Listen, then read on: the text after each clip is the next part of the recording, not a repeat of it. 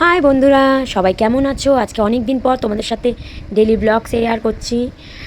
আর এই ব্লগটা তোমাদের কেমন লাগছে জানিও। দেখো, আমরা খুব সুন্দর একটা জায়গায় চলে গেছি বেরু করতে।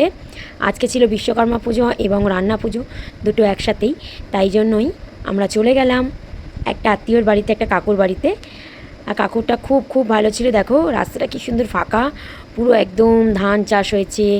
তারপর এখানে কত রকম ভেজিটেবল গাছ, খুব ভালো লাগছিল এরকম একটা পরিবেশে এসে। তারপরেই দেখো কাকুদের বাড়িতে ঢুকে পড়েছি আমরা। কাকুদের বাড়িতে দেখো কত সুন্দর কুমড়ো গাছ হয়েছে অ্যালবেস্টারের উপরে, কি সুন্দর একটা মন্দির রয়েছে, বেল গাছ রয়েছে। আমার তো খুব ভালো লেগেছে। আমার মেয়ে তো সারাক্ষণ এই ঘর থেকে ওই ঘর ঘুরছিল, খুব আনন্দ করেছে। আর কাকুদের বাড়িতে এসে আমাদের খুব খুব আনন্দ লেগেছে, খুবই ভালো লেগেছে। কাকুদের সামনে যেন একটা পুকুর ছিল, আর সেই পুকুরটা আমরা দেখতে যাব বলে তাড়াতাড়ি করে আমরা একটু বিশ্রাম নিয়ে বেরিয়ে পড়লাম। এই দেখো, এটা কাকুর মা, মানে আমাদের বড় মাই হবে বা আমাদের ঠাম্মা যেটাই বলো। আর এই দেখো কাকুর সামনে পুকুর, কি সুন্দর, কত বড় পুকুর বলো। এখানে শুনেছি খুব বড় বড় মাছ আছে। আর এই সুন্দর সুন্দর পুকুরটা আমরা দেখলাম। আমার মেয়ে তো প্রচুর খুশি ওই রকম পরিবেশে থাকতে এবং যেতে খুব পছন্দ করে। তারপরে আসলো রান্না পুজোতে ভুড়িভোজের পালা।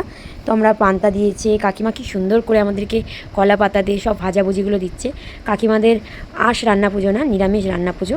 আজকে ব্লগটা একটুখানি।